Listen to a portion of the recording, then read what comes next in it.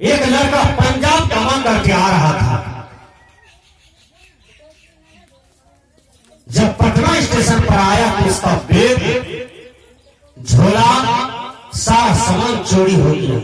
उस बैग में उसको बहुत रुपया था, बहुत दिन से कमाया था। बैग जब चोरी हो गया तो उसके दिमाग में शॉक लग गया, दिमाग ब्रेक कर गया, पगला गया। वो ट्रेने में एक एक आदमी को देखिएगा टोला समाज में पागल हो जाता है। जवान बेटा मर गया तो पागल हो सकता है, जवान पत्नी मर गई तो पागल हो सकता है। सोच में, चिंता में 5 एकड़ जमीन है, कोई छीन लिया, बेईमानी कर लिया तो उसमें पागल हो सकता है। कोई बहुत पढ़ा लिखा, सर्विस नहीं हुआ, पागल हो सकता है। सोच चिंता में, चिंता चिता पर ले जाती है। इसलिए किसी भी प्रकार की चिंता किसी भी मनुष्य को कभी नहीं करना चाहिए। दृष्टा दृश्याध्यास में मनुष्य को रहना चाहिए।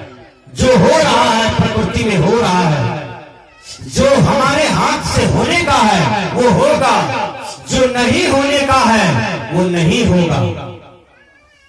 जितना ही होने का है वो होगा। एक एक आदमी तो फाजूल का चिंता करते रहता है, जिंदगी भर गाल पर हाथ देकर के बैठा रहता है, रोते रहता है। ये फाजूल चिंता है। मर जाओगे बांसबाड़ी में फेंक देगा लोग, आमबाड़ी में फेंक देगा, नहर के भित्ता में फेंक देगा, क्या लेकर के जाओगे? इसलिए हमेशा अपने अंदर में बात रखिए कि हमसे जितना होने वाला है वही होगा। मुझे अपना पुरुषार्थ पर विश्वास है, मैं जम करके पुरुषार्थ करूंगा तो मुझे कोई दुख नहीं दे सकता है, मुझे कोई अशांति नहीं दे सकता है। इसलिए हम जम करके पुरुषार्थ करेंगे। बहुत आदमी कहता है मुझे ये दुख देता है, ये आदमी दुख देता है, वो दुख देता है, ये दुख देता है। नहीं, अच्छा एक बात बता देता हूं, आपको कोई कन्हा पर उठा ले, ध्यान से सुनिए, अब कहे तुमको हम आम का ठल्ली पकड़ा देंगे, कन्हा पर उठा लिया, वो कहेगा आम के गाछ के पास ले गया, आपको कहता है ठल्ली पकड़ो। आप पकड़वे नहीं कीजिए, 7 जन्म तक वो कन्हा पर रखेगा, क्या ठल्ली आपको पकड़ लेगा? जब तक आप जाल को नहीं पकड़िएगा तो पकड़ में नहीं आ सकता है। इसलिए आपको दुख कोई नहीं देता है, आपको सुख कोई नहीं देता है। अज्ञान में आप कहते हैं मुझे कोई दुख देता है, ज्ञान जब हो जाएगा कुछ दिन से आप नहीं कहिएगा कि मुझे कोई दुख देता है, मुझे कोई सुख देता है। सब अपने अपने कर्मों से जीता है, अपने अपने भाग से जीता है। एक राजा था, राजा को 4 बेटी, चारों बेटी को बुलाया। राजा ने पूछा कि तुम किसके भाग से जीते हो? तो 3 बेटी ने कहा बाबूजी हम आपके भाग से जीते हैं और आपके ही भाग से खाते हैं। देखिए, छोटी बेटी ने कहा नहीं बाबूजी हम पढ़े लिखे हैं, हम अच्छा से विद्या का अध्ययन करते हैं, हम किताब में पढ़े हैं, कोई किसी के भाग से नहीं जीता है, सब अपने अपने भाग से जीता है और अपने अपने भाग से खाता है। कहा बेटी को निकाल दो राज से, देखें तो कैसे अब जीता है, खाता है। बेटी को राज से निकाल दिया, छोटी बेटी को। वो बेटी क्या किया, बाबूजी के राज से अलग होकर के पुरुषार्थ करना शुरू किया, परिश्रम करना शुरू किया। वो सुंदर बहुत बड़ा अफसर बन गई और जितना राजा को संपत्ति नहीं हुआ उतना संपत्ति राजा से ज्यादा वो अर्ज लिया। जब राजा को पता चला कि हमारी बेटी अफसर बन गई और उसका शादी एक राजकुमार से हुआ, देखिए वो भी रानी हो गई छोटी बेटी। और ये तीनों बहन जो थी, जो बोली थी कि हम बाबूजी आपके भाग से जीते हैं, खाते हैं राजा साहब, वो तीनों बेटी गरीब का गरीब रह गया। राजा बुलाया और छोटी बेटी के आगे में कल जोड़ करके खड़ा हो गया, कहा बेटी तुमने सिद्ध कर दिया कि मनुष्य अपने भाग से जीता है, खाता है, पीता है, एक दिन अपने ही भाग से मर भी जाता है। देखिए रामायण ने कहा हो न कोई सुख दुख दाता, निज कृत कर्म फल सुन भोग भ्राता। तो हमने कहा वो लड़का को शौक लग गया। वो शौक क्या है? पगला गया ट्रेन में। जब पगला गया तो 3-4 दिन तक पागल रहा ट्रेन में, पगला जैसा खड़े, दिमाग कड़क कर गया, पागल हो गया। ट्रेन को छोड़ करके आ गया, कोई शहर में भूख रहा था, भूख लगी जोर से, एक मछली मिला। मछली की देह पर धूड़ा गर्दा मट्टी लगा हुआ था। सोचा कि ले जाते हैं मछली को, धो करके खाएंगे। बगल में नहर था, मछली को धोने गए। मछली को जो धोने गया, मछली नहर में भाग गया। मछली जब भाग गया तो लड़का के दिमाग में सेटिंग होता है, पगला के दिमाग में क्या? धोला से बिन धोले बढ़िया, धोला से बिन धोले बढ़िया, धोला से बिन धोले बढ़िया, धोला से बिन धोले बढ़िया। अब पगला यही बात बोल रहा है। उसी गांव के लोग कोई काम से आया था शहर, उसको देखा पागल जैसे और बोल रहा था धोला से बिन धोले बड़ी, धोला से बिन धोले बड़ी। पकड़ धकड़ करके बस में बैठा के ले गया अपने गांव, उसके माता पिता को सौंप दिया। लड़का खाली यही बात बोलता था, पगला हुआ, धोला से बिन धोले बढ़िया, धोला से बिन धोले बढ़िया, धोला से बिन धोले बढ़िया। माँ बहुत जगह ले जाती है अपना बेटा को इलाज कराने के लिए, ओझा, वैद्य, डॉक्टर, रांची, कहां कहां नहीं ले गया इलाज कराने के लिए, लेकिन वो पगला हुआ ठीक नहीं हुआ। देखिए ठीक नहीं हुआ। गांव भर का एक झोला छाप डॉक्टर था, वो दिमाग लगाया, झोला छाप डॉक्टर। कहा छौड़ा को 2 ठो नींद वाला सुइया दे देंगे, कहीं नींद आ जाएगा ना, तो लड़का ठीक हो सकता है। झोला छाप वाला डॉक्टर कहता है ये बुढ़ी माँ करके की तुमको 100 टका लगेगा, हम तुम्हारे बेटा को ठीक कर देंगे। करके बेटा 100 का बदला 300 देवो, लेकिन ठीक करते हैं हमारे बेटा का। बुढ़ी कहती है बेटा 100 का बदला हम तुमको 300 रुपया दे सकते हैं, लेकिन मेरा बेटा को ठीक कर दो। बुढ़ी सपोर्ट कर दिया पेशेंट को। लड़का डॉक्टर साहब आया, नींद वाला सुइया दिया, लड़का नींद में आ गया, सो गया। 5 घंटा, 6 घंटा, 10 घंटा सोया, लड़का ठीक हो गया, ठीक हो गया। लड़का जब ठीक हो गया, जैसे गांव भर का लड़का ठीक ठाक लड़का घरेलू काम करता है, जमीन में काम करता है, बाजार में काम करता है, घर में कुछ डिसीजन देता है, उसी ढंग का वो लड़का हो गया, बड़ी बढ़िया हो गया। माँ खुश हुई,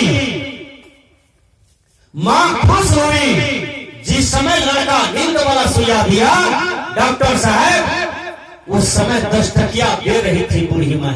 करके हला बेटा 10 गो टके छे ले ला, फिर 90 टका तोरा दे देबा 2-3 दिन में। करके एक बेर 100 टका दिया। जब ठीक हो गया तो बूढ़ी माँ अपना काम करने लगी, सब अपना अपना काम दुख धंधा में लग गया। बेटा भी उनका दुख धंधा में लग गया अपना। बूढ़ी को एक दिन दिमाग हुआ बेटा को खाने के लिए दे दिया। बूढ़ी के दिमाग में आया कि थोड़ा पूछे बेटा को कि वो बात का है बार बार बोलता था धोला से बिन धोले बढ़िया। बुढ़िया कहती है रे बेटा। कहा क्या मम्मी? माँ जी का तुमको जब पकड़ करके शहर से लाया था तो तू जब घर आया ना तो तू बार बार ये बात बोलता था। कहा कौन बात मां? का धोला से बिन धोले बड़ी, धोला से बिन धोले बड़ी। अब वो लड़का को फिर याद आ गया पटना स्टेशन पर जो बैग चोरी हुआ था, संपत्ति उसका खो गया 5 लाख टका। फिर दिमाग में आ गया, उसको याद आ गया वही चीज, भूल गया था लेकिन याद आ गया। अब जैसे माँ याद दिलाया तो याद आ गया। फिर कहता है लड़का जो ठीक हो गया था, वो फिर कहता है धोला से बिन धोला बढ़िया, धोला से बिन धोले बढ़िया, धोला से बिन धोले बढ़िया। अब फिर लड़का क्रैक हो गया, फिर पागल हो गया, फिर वही बात बोलने लगा, धोला से बिन धोले बढ़िया, धोला से बिन धोले बढ़िया। बुढ़िया सोचती है आहा हमारा बेटा तो ठीक हो गया था, फिर ही पगला गया। अब लड़का बार बार कहता है धोला से बिन धोले बढ़िया। बुढ़िया गाल पर हाथ ले लिया, रो रही है। बुढ़िया कहती है हो बा जुलुम कैलो, हो बा जुलुम कैलो, बेकार कह दलो बेटा कई बात। बुढ़िया कहती है कहला से बिन कहले बढ़िया, कहला से बिन कहले बढ़िया, कहला से बिन कहले बढ़िया। उसी समय डॉक्टर आ गया। डॉक्टर कहा कि बूढ़ी माए 100 टका हमार छोड़ दे। बुढ़िया बार बार यही बात कहे कहला से बिन कहले बढ़िया। उधर पगला हुआ जो था वो कहता था धोला से बिन धोले बढ़िया। डॉक्टर उसी समय आ गया पैसा लेने के लिए। डॉक्टर देखा दोनों का मूड गड़बड़ है। डॉक्टर कहता है नमरी से 10 टकिए बढ़िया, नमरी से 10 टकिए बढ़िया, नमरी से 10 टकिए बढ़िया, नमरी से 10 टकिए बढ़िया। विचार कीजिए तो ये पूर्व का कोई भी बात मत याद पाइए कि हमको फलाना आदमी ये कहा है, वो गाली दिया है, हमारे साथ ये वैसा किया वैसा किया। जो जिस समय मैटर आता है उस समय उसको समाधान करके भूल जाइए। मत बांधो गठरिया अपयस की। कोई भी आदमी अपयस की गांठ मत बांधिए। भाई भाई से मिल के रहिए, पड़ोसी पड़ोसी से मिल के रहिए, प्रेम से रहिए, प्यार से रहिए। कुत्ता कुत्ता में प्रेम है, कौवा कौवा में प्रेम है, पक्षी पक्षी में प्रेम है, मनुष्य को मनुष्य से प्रेम ही नहीं है। कबीर साहब ने कहा मत बांधो गठरिया अपयस के। हिमारा अपयस की गांठ मत बांधो। किसी को देख करके मुंह मत फुलाओ, मन फूला फूला फिर जगत में कैसा नाता रे, मन फूला फूला फिर जगत में कैसा नाता रे। अरे मन फूले फूले मत रहो। यह जगत में जो भी रिश्ता नाता है सब झूठा है, कोई किसी का नहीं है। जिसको तुम बेटा बेटी कहते हो वो भी तुम्हारा नहीं है। जिस जमीन मकान को अपना कहते हो वो भी तेरा नहीं है। यहाँ किसी का कोई नहीं है और किसी का कुछ नहीं है। इसलिए मत बांधो गठरिया अपयस को। प्रेम का जीवन स्वर्ग का जीवन होता है। प्रेम का जीवन परमात्मा का जीवन होता है।